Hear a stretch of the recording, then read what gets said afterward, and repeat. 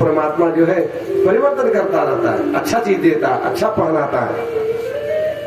इसलिए कह दिए भगवान ने कि अर्जुन क्यों चिंता कर रहे हो, ये सब किसी को कोई मार नहीं सकता। मारने वाला ये शरीर है, मरने वाला शरीर है, आत्मा जो है अजर अमर है। नैनम छंदन्ति सत्राणि नैनम दहति पावक न चैनम क्लेदयन्तापो न शोषयति मारुतः। हवा जो है किसी वस्तु को सुखा सकती है, जल में डुबा सकती है, जल के द्वारा डुबा जा सकता है, शस्त्र से किसी को काटा जा सकता है, ठीक है, अग्नि जला सकती है। लेकिन शरीर जो है के अंदर जो आत्मा है ना, उस आत्मा को कोई भी क्रिया इनके द्वारा नहीं की जा सकती। आत्मा को कौन मार सकता? आत्मा कैसी है? न जायते म्रियते वा कदाचिन, वो न जन्मती है न मरती है। आत्मा तो शाश्वत है, आत्मा भगवान का स्वरूप है। इसलिए हे पार्थ उठो और युद्ध करो, ये युद्ध दे दिया भगवान ने। तो भाई एते चांस कला पुंसा, भगवान जो है परिपूर्णतम परमात्मा है।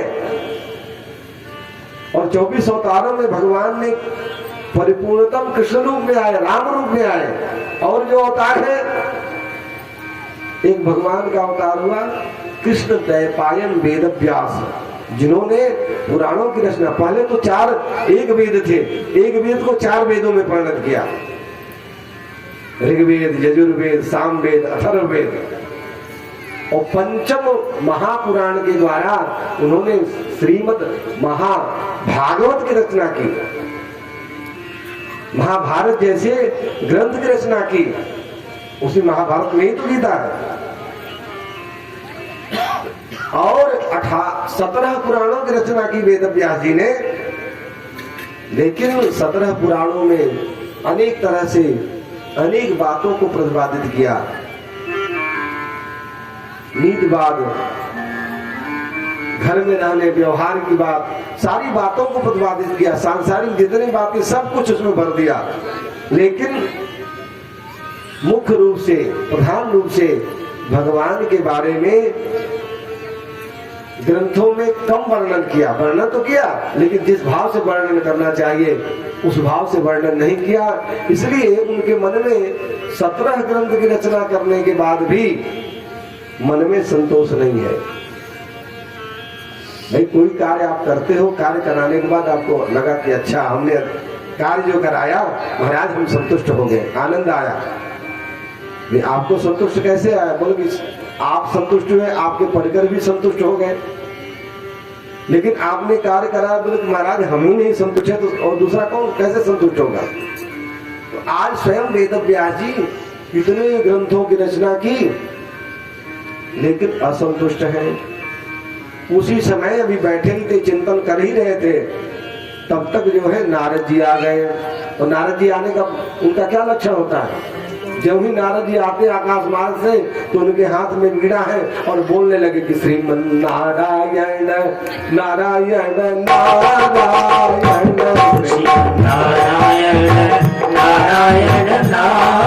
नारायण बद्री नारायण नारायण नारायण बद्री नारायण नारायण नारायण श्रीमन नारायण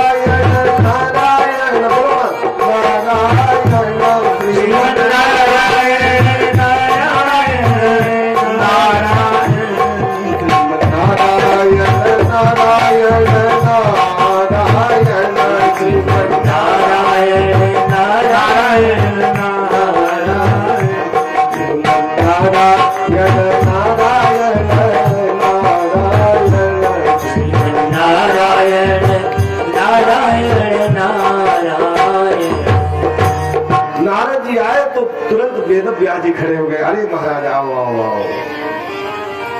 पाद्य और आत्मनि के द्वारा नारद जी का सम्मान किए, बैठाए।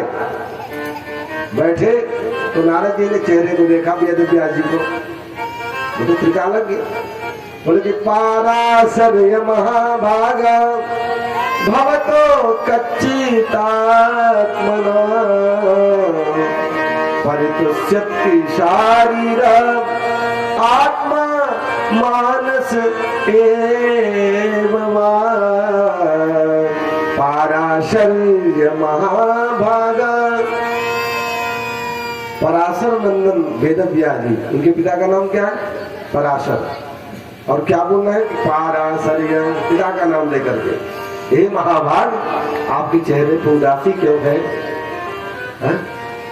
तो अपनी बात को वेदव्यास जी ने व्यक्त किया कि महाराज इतने ग्रंथों की रचना की और देखो जब मैं ही संतुष्ट नहीं हूं तो कैसे लोग संतुष्ट होंगे। तो नारद जी मुस्कुराए, बोले आपने ग्रंथों में बड़ी बड़ी बातें लिखी, बड़े बड़े यज्ञ का अनुष्ठान लिखा, अनुष्ठान इस तरीके से करना चाहिए। कभी कभी हिंसा परक भी बात आपने बताई, लेकिन आपका ग्रंथ कैसा है? नायद् चित्रम प्रगहित करहिचित् तदवायसं तीर्थमुसन्ति मानसा न यत्र हंसा निरमस्य कृष्यया वायस्य तीर्थं मुह्यन्ति मानसा। बोले कि जिस घाट पे जो है कीचड़ जैसे तट बना होता है वहां कौवा आकर के उसमें गोता लगाते हैं, और जो सुंदर तट होता है, सुंदर जलाशय होता है जहाँ पे मोती जैसा कुछ प्राप्त होने वाली वस्तु दिखती है, तो वहां पे हंस आते हैं। हंस क्या करता है? दूध को अलग कर देता है, पानी को अलग कर देता है। तो आपका जो है तीर्थ मुसंदे, आप जैसे कुछ ग्रंथ की रचना के लिए किए हैं, उस ग्रंथ की रचना केवल वहां कौवा जैसे लोग आएंगे। लेकिन अब जो है आप के द्वारा बहुत बड़ा कार्य होने जा रहा है। बोले कौन सा प्रभु? बोले कि आप जो है श्रीमद् भागवत महापुराण की रचना करो। नारद जी कहने लगे कि श्रीमद् भागवत महापुराण जो है हमें अपने पिता के द्वारा प्राप्त हुआ। कैसे प्राप्त हुआ? मैं नारद मुनि पूर्व जन्म में एक दासी का पुत्र था। मेरी माँ असमय ही उनके पति चले गए, यानी पिता उनके चले गए। छोटा सा मैं गोदी में था। मेरी माँ जो है किसी संत के आश्रम में जा करके उनके आश्रम का झाड़ू बुहारू करते, सेवा करते। उस आश्रम पे दूर दूर से संत लोग आते, चतुर्मासा करते, बैठ करके लंबे समय तक सत्संग चलता। माँ बैठ करके कथा सुनाती मेरे को। मैं छोटा सा बालक, मेरे संत लोग मुझे रामदास कहते। जब संत लोग चतुर्मास करके जाने लगे तो बोले कि मैं भी महाराज हमें भी साथ में ले चलो। मुझे क्यों यहाँ छोड़ के? हमें भगवान की भक्ति में आनंद आ रहा है, मैं भगवान की भक्ति करूंगा। संतों ने कहा कि बेटा भी छोटा सा हो और तुम्हारा आश्रय माँ का है, तुम्हारा और तुमको ले जाएंगे तो भाई माता को कौन आश्रय देगा? तो संत लोग कहे कि थोड़ा सा बड़े हो जाओगे फिर आएंगे, फिर हमारे साथ चलना। संत की बात को स्वीकार किए। संतों ने कुछ मंत्र दिया, मंत्र का जाप करने लगे, सत्संग करने लगे। वो रामदास नारद जी जो है, धीरे धीरे एक ऐसा संयोग बना कि उनकी माता जो है गाय दूहने गई, और गाय दूहने गई थी उसी समय सांप ने दंशन कर दिया, उनकी मृत्यु हो गई। और मृत्यु होते ही अब रामदास जी जो है उनका पुत्र जो है स्वतंत्र हो गए। बोले चलो भाई माता जी अब समय था। एक भाव से तो उनके मन में दुख हुआ और दूसरे भाव से हुआ कि चलो कोई बात नहीं, अब मैं स्वतंत्र होकर के भगवान का भजन करूंगा। क्रिया वगैरह किए। इसके बाद जो है वही रामदास जो है भगवान का समाधि के द्वारा, भगवान के कीर्तन के द्वारा भगवान को प्रसन्न करने लगे। और जब प्रसन्न करने लगे, ये सब वृतांत जो है नारद जी वेदव्यास जी को बता रहे हैं। तो मैं जब भजन करने लगा तो आकाशवाणी हुई कि अभी तुम्हारा कर्म शेष है, अभी भगवान नहीं मिलेंगे। और उसी शरीर से मैं जो है जब शरीर छोड़ा तो वही रामदास आज ब्रह्मा के पुत्र नारद बना। और अहम पुरातीत भवम भवे मुने दास्या कश्चित वेदवादी नाम। मैं जो है संतों के द्वारा प्रतिपादित जो ग्रंथ का श्रवण किया था, सत्संग किया था, उसके प्रभाव से दूसरे जन्म में जब मिला मेरा शरीर नारद का, तो बहुत सुंदर तरीके से मैं गा भी लेता था। गाने का कला जो है भगवान ने पहले से ही दे रखी थी। और जिस समय भाई ब्रह्मलोक के ब्रह्मा जी के पुत्र में हुआ तो एक समय अवसर हमें प्राप्त हुआ, गंधर्वों के साथ में गया भगवान के धाम वैकुंठ। और गंधर्वों ने भगवान के सामने गान कर रहे थे। मैं भी अपनी इच्छा व्यक्त की कि मैं भी थोड़ा भगवान का भजन गाऊं। और उनके बीच जो है भगवान को ऐसा सुंदर भजन सुनाया, कीर्तन सुनाया कि उसी समय भगवान हमारे भजन से, हमारे भाव से प्रसन्न हो गए। न जाने किस भाव से हरि जी रीझ जाते हैं, कौन सा भाव भगवान को पसंद आ जाए। तो भगवान प्रसन्न हो गए नारद जी के सत्संग के कारण। भगवान नारद जी के भजन को सुनकर के प्रसन्न हुए। अब विचार किए कि नारद जी को कुछ पुरस्कार दें, तो बगल में लक्ष्मी जी की वीणा पड़ी थी। वीणा को उठाए और भगवान ने पुरस्कार में नारद जी को लक्ष्मी जी की वीणा दे दी। अब जब वीणा मिला तो नारद जी और प्रसन्न हो गए। और प्रसन्न होकर के नारद जी ने वीणा पा करके भगवान का नाम उच्चारण करते हुए नृत्य करने लगे कि देवदत्ता मीमां वीणा, देवदत्ता मीमां वीणा, देवदत्ता मीमां वीणा, परब्रह्म विभूषिता देवदत्ता मीमां वीणा, ब्रह्मचर्य विभूषिता मूर्छयि स्वारामदाय, मूर्छयि हरि कथा गायमान चराम्यहि देवदत्ता मीमां वीणा, देवदत्ता मीमां वीणा।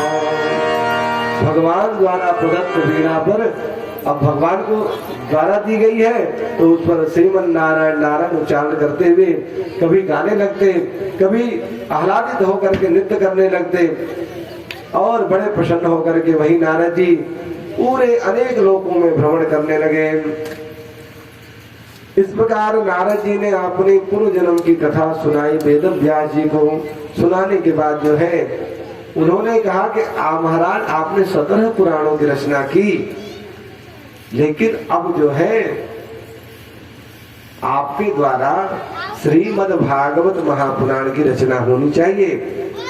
तो ब्रह्मा जी के द्वारा प्रदत्त नारद जी चतुश्लोकी भागवत सीधे उनके हृदय में, वेद व्यास जी के हृदय में प्रकट करा दिए। और 4 श्लोकों वाले भागवत को श्रीमद् भागवत महापुराण के रूप में 18,000 श्लोकों के द्वारा परिणत कर दिए। बोलो वेदव्यास भगवान की। अब 18 पूरा ग्रंथ तैयार हो गया। लेकिन ये कैसा ग्रंथ है, वाह! ये ग्रंथ जो है, इस ग्रंथ को बोलते हैं सम्राट ग्रंथ। 18 पुराणों में सबसे अंतिम कृति वेद व्यास जी की है। लेकिन इस ग्रंथ को उपाधि क्या मिली? इस ग्रंथ को जो है उपाधि सम्राट को मिली, क्यों? बोले कि ये सम्राट जो पुराण है इनके ऊपर जो है ब्रह्म वैवर्त पुराण जो है छत्र लेकर के खड़े हैं। जो महाराजा धीराज होते ना, उनके सामने छत्र लेकर के कोई खड़ा होता है, छत्र के साथ कोई विजन डुलाता है, कोई चवर डुलाता है, कोई स्तमन करता है, दूर से लोग स्तुति करते हैं, देवता लोग ऊपर से पुष्पों की वर्षा करते हैं, क्योंकि उन महाराजा धीराज बैठे हुए हैं। तो पार्वम ब्रह्म गृहीत चामर जुगो ब्रह्मांड संबीजिते, ये सब जो है सम्राट पुराण का जो है सम्मान कर रहे हैं। ब्रह्म वैवर्त पुराण, पद्म पुराण, स्कंद पुराण, नारद पुराण, शिव पुराण, मत्स्य पुराण, ये सब जो है इस पुराण की स्तुति गाते हैं, इसलिए ये सम्राट पुराण बना। और इस पुराण को जो है वेद व्यास जी ने सोचा कि ऐसे ग्रंथ जिसमें केवल केवल केवल परमात्मा का ही प्रतिपादन किया गया है, भगवान के बारे में ही बताया गया है, इस ग्रंथ को मैं किसको दूं? तो अपने दृष्टि से नजर दौड़ाए तो बड़े बड़े ऋषियों का ध्यान किया, लेकिन कोई ऋषि समझ में नहीं आया। और अंतिम में निचोड़ निकला कि उनका ही पुत्र जो ब्रह्म समाधि में जब प्रकट हुए, सुखदेव जी सीधे जंगल में चले गए और ब्रह्म की समाधि में समाधिष्ट हुए हैं। कुछ श्लोकों को वेद व्यास जी ने रटवाया और रटवा करके शिष्यों से कहा कि जहाँ समाधि लगाए हुए सुखदेव जी हैं वहां जाकर के मंत्रों को बोलना। और जाकर के उन शिष्यों ने भगवान के उस मंत्रों को उच्चारण किया और ब्रह्म की समाधि में थे। और श्लोक को सुनते ही श्री सुखदेव जी वहां से प्रस्थान किए हैं। कैसा श्लोक? कि बरहा पीडम नटवर बपुः कर्णयो कर्णकारं बिभ्रगवासः कनक कपिशं वैजयन्तीं च मालम् रन्धाण वेणु अधर सुधया पूरयन् गोपी वृन्दे वृन्दारण्यं सबदरमणं प्राविशद गीत कीर्ति। उस परब्रह्म परमात्मा जिस ब्रह्म की समाधि में सुखदेव जी हैं, उस ब्रह्म के बारे में माना है कि बोलो कि वो ब्रह्म जो है निर्गुण निराकार नहीं है। बरहा पीठ मोर मुकुट धारण करने वाला, पीतांबर धारण किया हुआ है, साथ में बंसी बजाते हैं और बंसी बजाते हुए गैया को चरा रहे हैं। और गैया जैसे नंगे पैर दौड़ रही है, वैसे भगवान नंगे पैर विचरण कर रहे हैं। इतना सुंदर स्वरूप है कि वे नटों में बपू है। कामदेव को भी मात करने वाले भगवान कृष्ण हैं। भगवान कैसे हैं? आज जो है उस ब्रह्म की समाधि में जो लगे हुए श्री सुखदेव जी हैं, ब्रह्म की समाधि में ऐसे निर्गुण भाव से विचरण कर रहे हैं कि वो आज इस श्लोकों को सुन करके समाधि उनकी लगी हुई टूट गई और उस वेद व्यास जी के मंत्रों के द्वारा खींचे आ गए। दरबार में राधा रानी के दुख दर्द मिटाए जाते हैं। दरबार में राधा रानी के दुख दर्द मिटाए जाते हैं। दरबार में राधा रानी के दुख दर्द मिटाए जाते हैं। दरबार में राधा रानी के दुख दर्द मिटाए जाते हैं। दुनिया के सताए लोग यहाँ सीने से लगाए जाते हैं।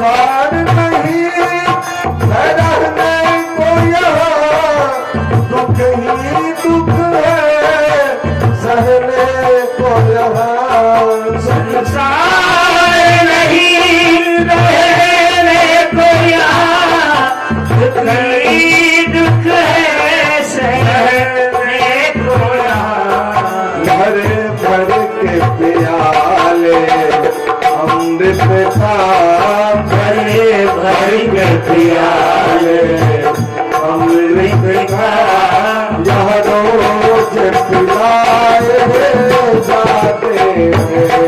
भरे भर के प्याले अमृत का यह रोज पिलाए जाते हैं। दरबार में राधा रानी के दुख दर्द मिटाए जाते हैं। दरबार में राधा रानी के दुख दर्द मिटाए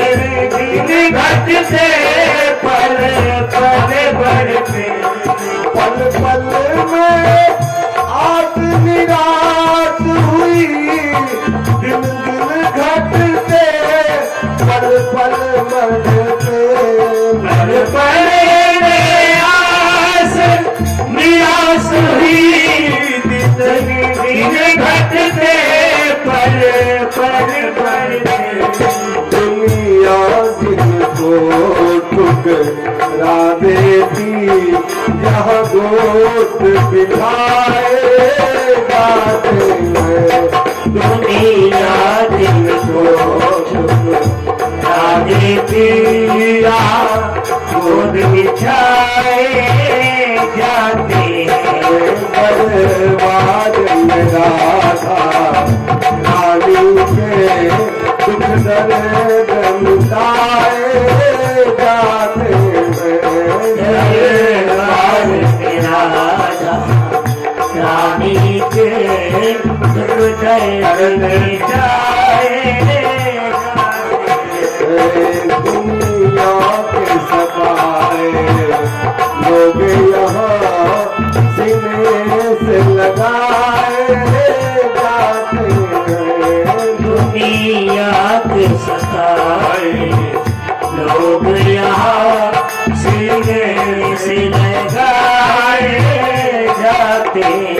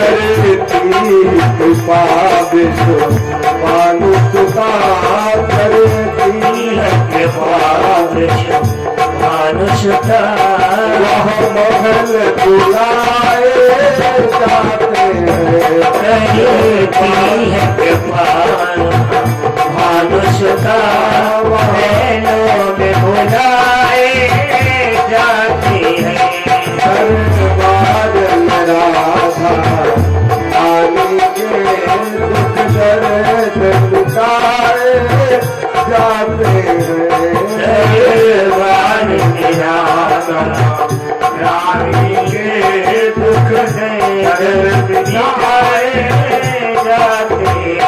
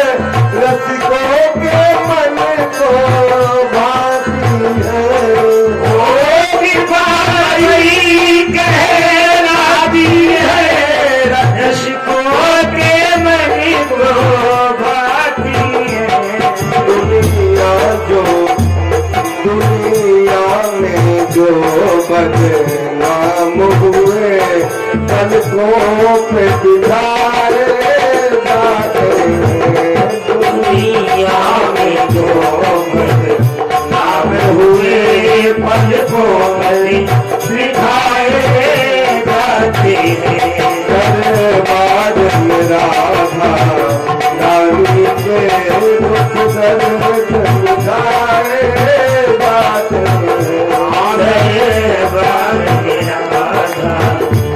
रानी के दुख दर्द मिटाए जाते हैं दुख दर्द मिटाए जाते हैं दुख दर्द मिटाए जाते हैं दुख दर्द मिटाए जाते हैं।